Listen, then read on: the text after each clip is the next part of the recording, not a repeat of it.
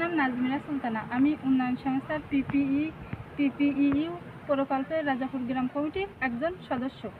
2020 সালে যখন উন্নয়ন সংস্থার কার্যক্রম পরিচালনা করা হয়, তখন আমাদের সংসার খুব অভাবে চলতো। আমার স্বামী একজন সামান্য অটো চালাতো, যাতে আমাদের সংসার খুব ভালোভাবে চালানো যেত না।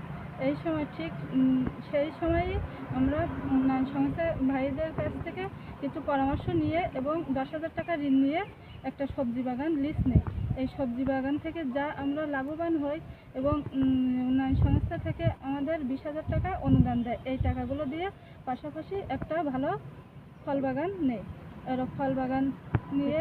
ফল বাগান থেকে এবং সবজি বাগান থেকে আমরা আরও অনেক বেশি লাভবান হই। তারপর আমরা আবারও উন্নয়ন সংস্থা থেকে 20,000 টাকা ঋণ নিই এবং এই লাভবান হয়ে এই টাকাগুলো মিলিয়ে একটা বড় পুকুর এবং একটা